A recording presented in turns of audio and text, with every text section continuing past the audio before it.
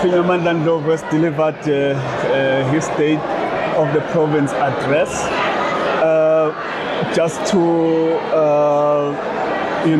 some little bit of analysis and also perspective from the DA. We're having Trudy Morgan again. Welcome again, Trudy. Thank you very much. Yeah, the Premier has spoken.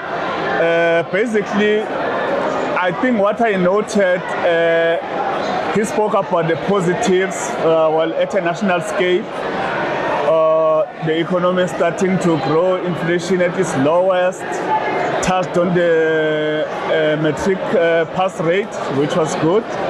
And locally, he spoke about placement of doctors in clinics, community and early development centers that have been built, the decrease in the neonatal death rate,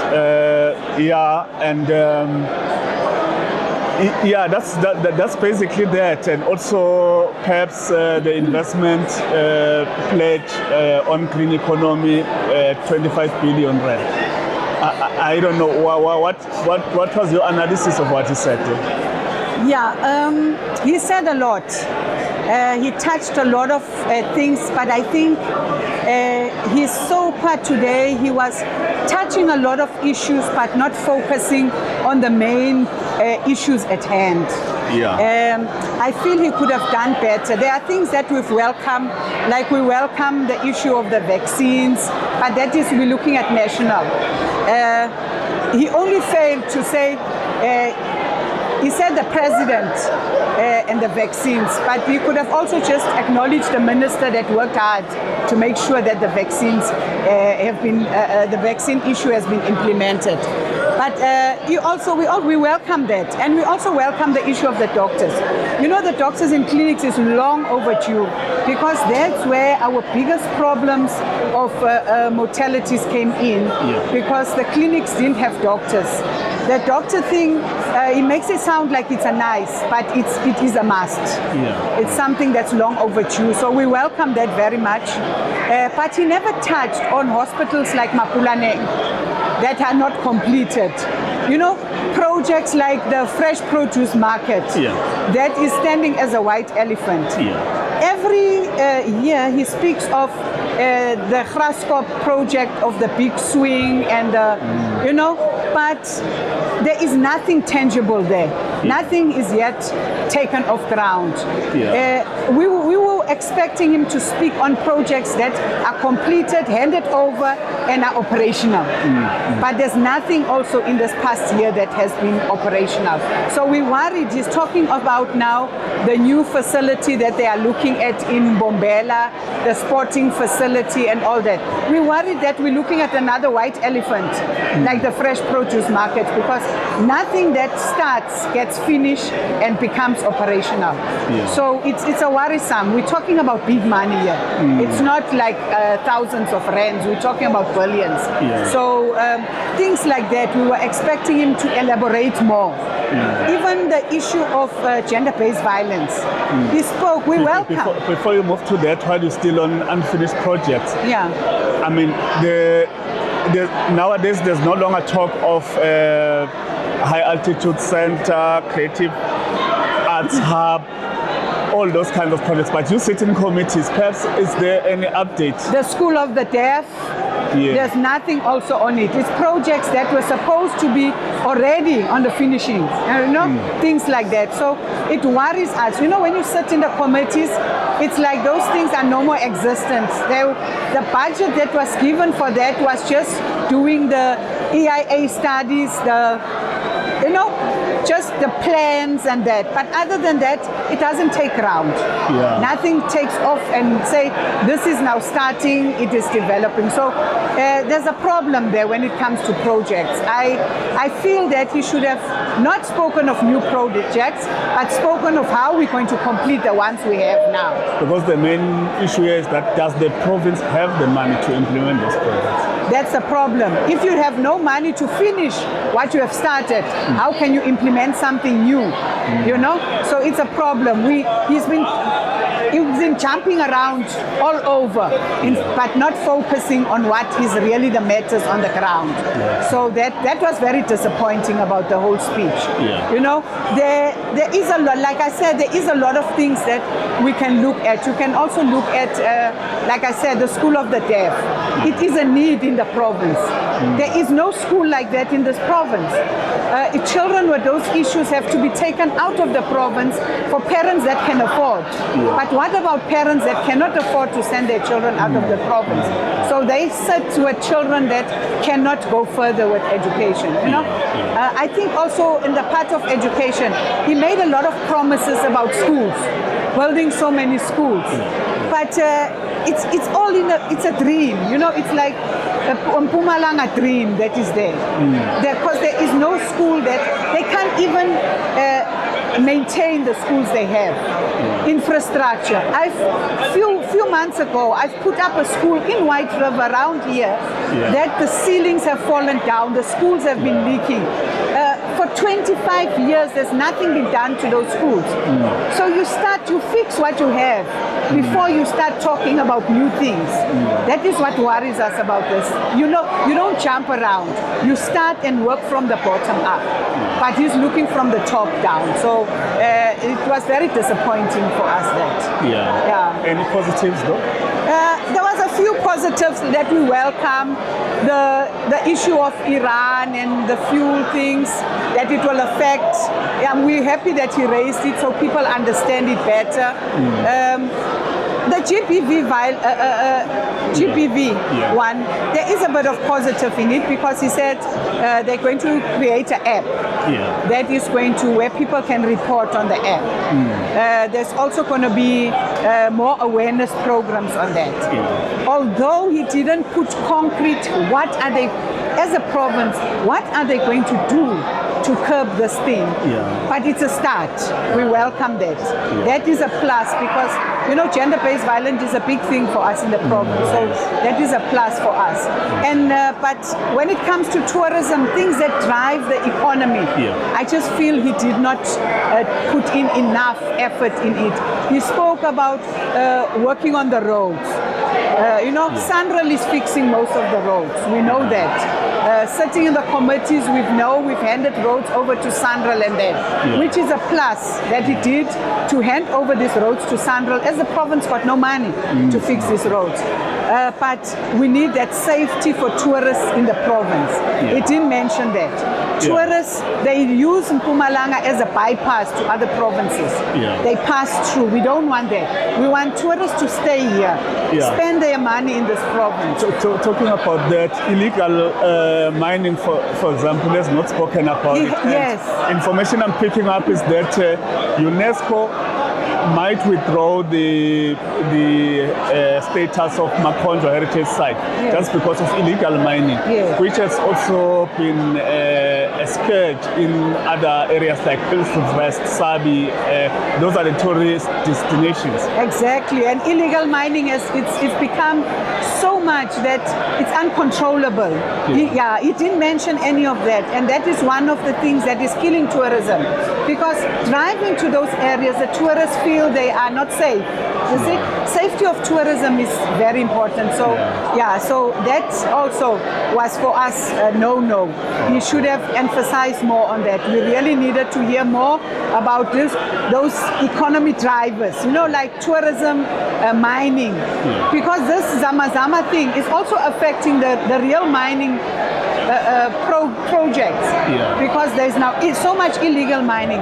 And on the land invasion, we welcome that he spoke on land invasion, but he didn't say what is his strategic plan going forward to curb this problem of land invasion.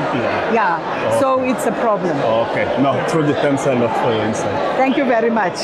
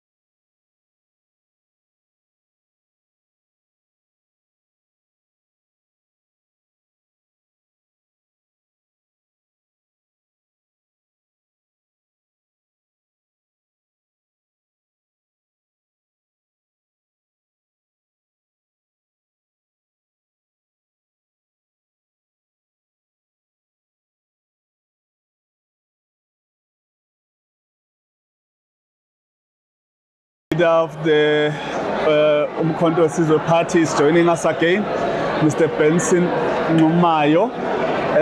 Baba, what do you think of the Premier's speech? He has delivered it, and did you take any positives out of it? Nothing. I think ngeke ngisikhulumele mina. I'm speaking on behalf of somebody, youth who graduated last year. Yes. He spoke nothing to the children who passed matric last year. He spoke nothing to them. A woman whose house was brought down by the floods. He spoke nothing to them. Those are the main important people who make us who we are today as politicians. They vote for us. So I think the speech was empty. There was nothing tangible. Remember, 2 years ago, we spoke about a dream. Last year, he was doing Bunyalu too. Now he's planting trees. So a lot of rhetoric, empty promises that he's speaking there. And I wonder why would the colleagues from his party clap hands for something that is impossible. Now we hear he's saying there will be an arena. You know what? The arena will be a milking cow for him. He's preparing for his pension. The comrades will be getting money from that arena, like they're doing with the fresh produce. When was the fresh produce said it will be finished? The Mpumalanga Hospital in Bushbuckridge. These people are benefiting from them. So it's part of how they do. Basenza bopari in a way, meaning that the whole thing was to vulisa lentole and then continue with the empty promises. For sure. We spoke about it earlier on to say, how are we going to look at that? We wanted him to speak about the promises he made last year. There was nothing. Job creation, how many jobs did you create? He spoke nothing. So those are some of the things that we say as opposition party. Now it's a problem because they lie to the voter, they lie to us as their colleagues in this house. So it's nothing tangible that he spoke that we take serious.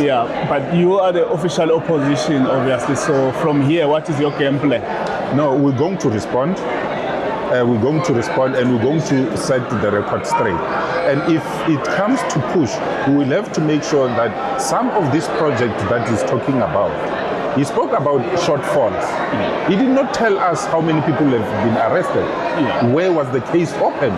It's a lot, it's a chunk of money that has been lost.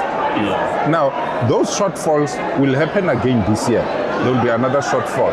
People won't be arrested. So it's a matter of milking and making their comrades get rich.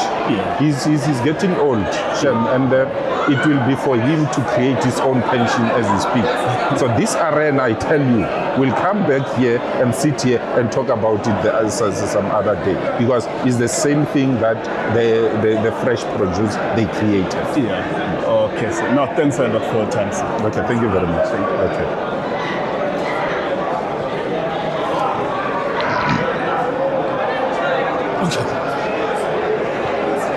Yes, the minister. At least some people who have not got.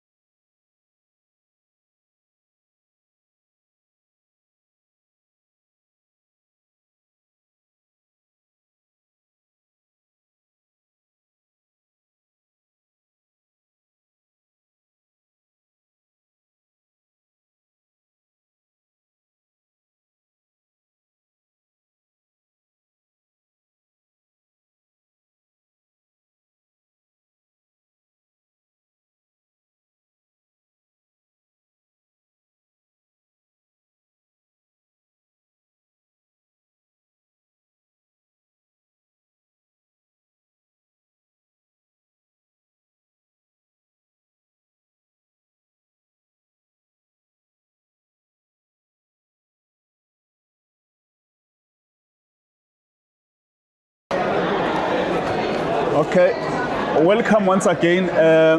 We're having an ANC leader for the first time today. We are live from the Mpumalanga Provincial Legislature.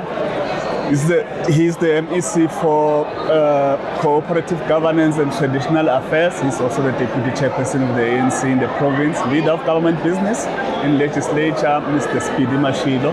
Welcome, sir. Thank you very much, sir. Thank you. Briefly, sir, the Premier has delivered his speech. You were there listening. As the ANC, what do you think? Is this a speech of hope?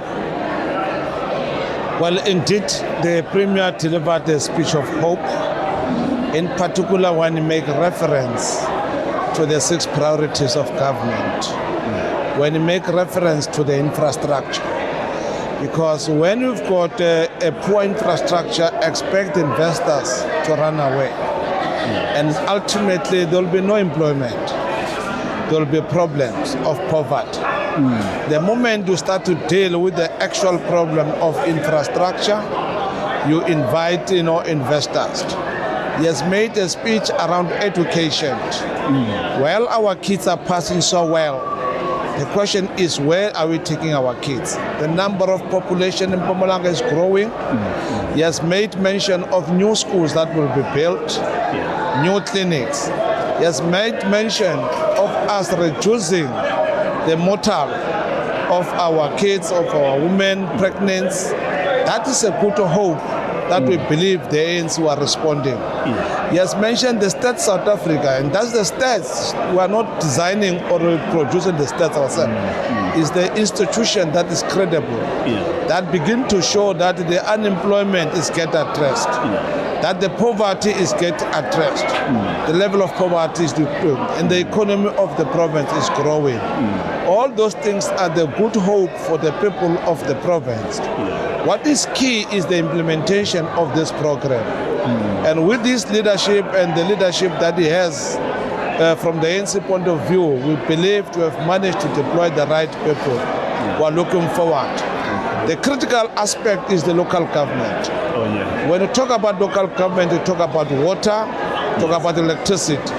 While in the province, we acknowledge that there are no longer load shedding, but there is load reduction in some part of our municipalities. And I think that's our key area that is outstanding. If we address that, we are closer to what our people indeed they want. The issue of water, we are going to make sure that we finish the projects like Loskop Dam. He has already indicated that is almost 90%. We are now doing the 3 copies. Indeed, we are responding around the Tabacho areas because that's where we still have a problem of water. The issue of Siangoba, which is our concerns, municipalities going very slow. We are going to come in as a province to assist the municipalities. So in the main, there is a great hope for the province. He spoke about professionalizing local governance. How often negative impact it has been in terms of delivering services to the people, as you have mentioned, like water, electricity, and so forth? Well, look, there are a number of challenges, and the white paper that is currently on the discussion begin to speak about that. That not necessarily municipalities don't have difficulties. Some of the difficulties is how we have structured the spheres of government. Municipalities are expected to collect revenue from the people. Now, if majority of our people are unemployment, it means it's less we're going to collect from them. And that's why we want a new dispensation in terms of the current white paper to fund municipalities. The big municipalities like you are Mbombela, Emalahleni, they're not able to do everything into the infrastructure if national government doesn't come on board. And those are the areas we're discussing. Obviously, professionalizing is to say any person gets employed must be professional, do things in a professional way. That's the first item. Deployment of councillors as well. It must resemble the knowledge of the people who must go there. The personnel as well. And that's exactly what we are doing. And I think I'm happy that program we've started some time ago. We are now put it in real practice in the manner it's now legislated so that it can be everybody, no longer only the ANC can do that.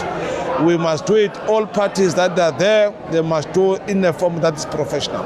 Yeah, exactly. And he's spoken about another big project, the arena to be built, yeah, which is one of the main ones. You've touched on the fresh produce, but the province has got many big, high-impact projects that were started before even this administration 15 years ago. So you talk about the High Altitude Center, you talk about the Creative Arts Hub, Kosi City, for instance. What has been the delay there, and does the province really has the money to finish those projects? The project's always been money. Yeah. The ideas are there. Yeah. That's the first thing, money. The second issue is the planning as well, that deal with the design. That might take time. Yeah. And I think that's what we're learning, to say even before we can talk about the projects we're in the conceptual stage, we must plan it first, so that when you announce it, at least we are advanced in terms of the planning. You can do that. Some project like Altitude that you make reference to Emakazini, it's supposed to be driven from private side. So private, we're not fully coming. Of course, now we are trying to put money as government, because we believe it could have been more driven if private took an advantage of that. Because it's it as well, there are private that must come on the space. We are doing our work as Cockstar around those aspects, but that's minimal. The bigger chunk must come from private, and I think this is what we are doing in making sure. Now, some of the developers, there I say that developers at a distance, when they come closer, you'll realize they're not necessarily developers, but they are contractors. And when they are contractors, they need money from government, and that's where challenges will come into the picture. Now, this is exactly what we want to change, so that we are doing project timelessly. We are happy about the fresh produce market. That is almost done. We intend to open it probably in the following month of April or early May. That project is moving, and we are going to create more jobs, and we are making sure that at the same time, our local contractors or our local farmers, they must contribute, they must play in the role in making sure that fresh produce market get all the veggies and the meat that is expected to be there.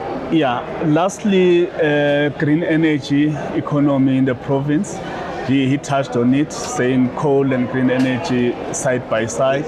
We are from Kangala region, the coal area, the electricity generating area. With this green energy, is this project being pushed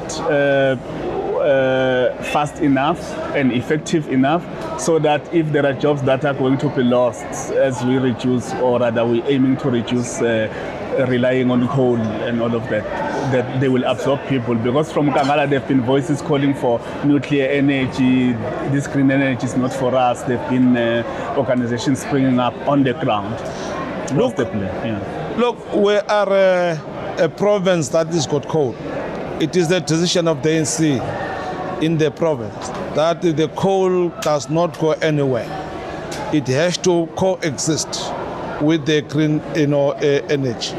And from what we see it and the response we are getting from a number of investors, we are going to pull that, because at the same time we are mindful that the coal does not get grow.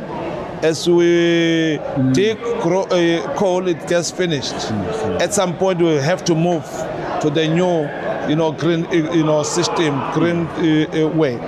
Hence we are saying we must balance the two, so that no one lose jobs. Because it's going to create more problems. It's going to plague us back to the areas. And some of the villages which are coal mine towns, immediately you are going to destroy the life of the people there. And you look, you go to Emalahleni around Risprait, you can see what happened when the mine get close, and ultimately there is an area. We talk about Lesedi, Naledi, around Stipchwede. Those are our concerns areas. And that's why we want the two to coexist in the province. And indeed we are planning around the other one, if it's now, it's not going to proceed or exist anymore. What is the next step we're doing? So we're quite ready about those arrangements. Okay, thanks a lot, and all the best in preparation for local government elections. Thank you very much. Thank you.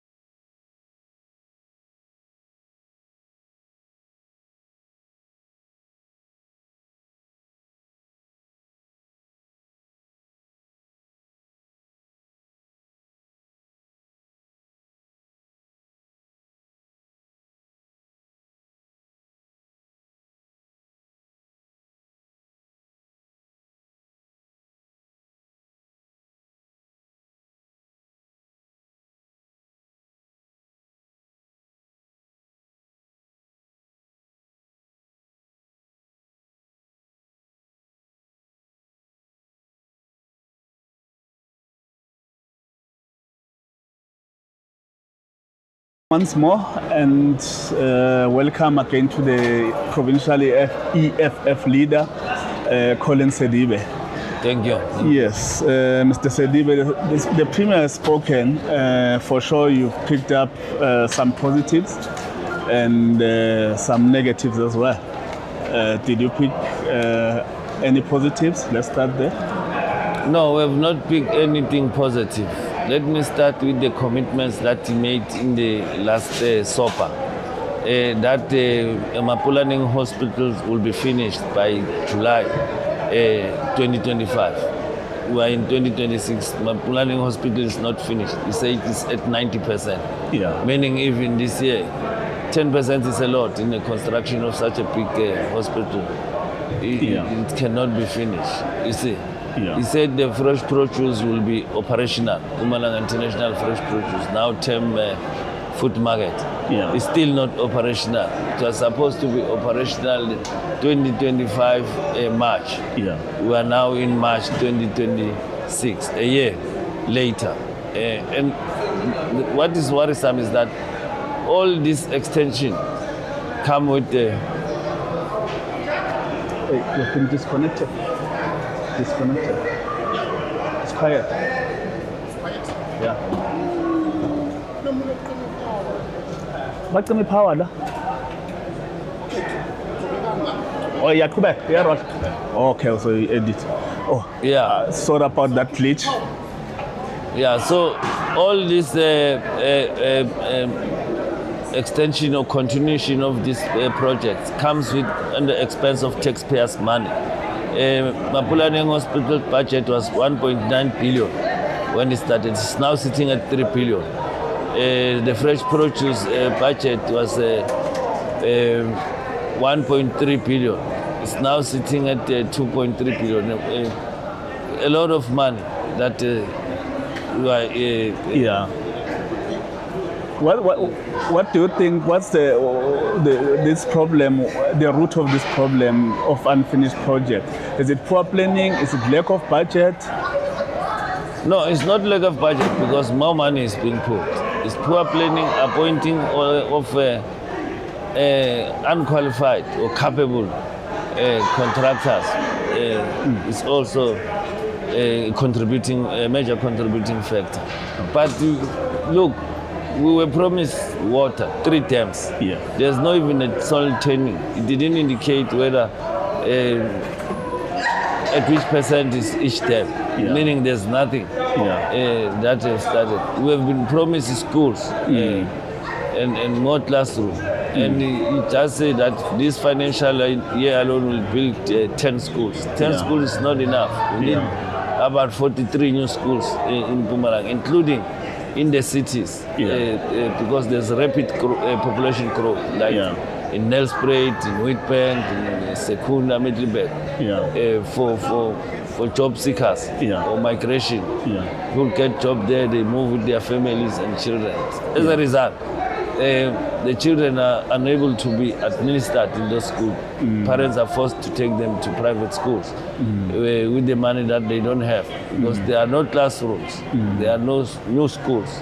So we cannot operate with the apartheid infrastructure in a rapidly growing population like ours in Mpumalanga and so forth. So there's poor or lack of planning altogether from the side of government. We spoke about GPV repeatedly, but my worry is that why do you repeat GPV? And he contradicted himself. He said that GPVF and crime is not the responsibility of government. Whose responsibility is that? Because police falls under government, and government must make sure that its citizens are safe and protected from criminals.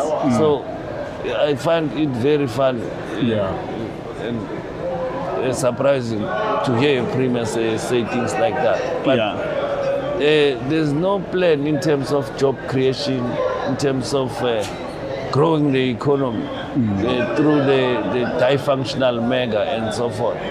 To say that we are going to create 60,000 jobs per annum and without putting any flesh, any blood of that job, it's not enough, because it's like a talk show, a lip service. Come this year, we'll not have that 68,000 jobs. Yeah, We clear. are not talking about EPWPs that pays 800, less than the minimum wage. Yeah. Yeah, is required by the law. Clearly, you are not satisfied, and from the opposition benches, what will be your game plan just to hold him accountable to his promises going forward?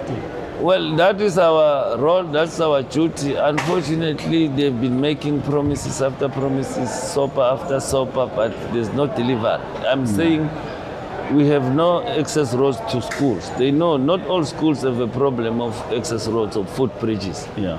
There are very few in Pushpakrish, in Matul, in Komas, in other areas. You can prioritize footbridges and roads to those schools. Children are forced to cross the rivers, and as a result, they can be even swapped by the rivers if it's right.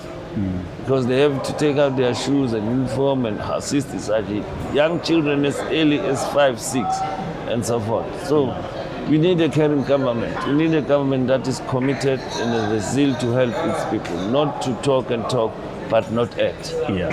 Yes. Okay. No, thanks a lot for your reflections. In future, we're going to have an in-depth and lengthy discussion. Thank you very much. Thank you. Thank you for having us. Baham.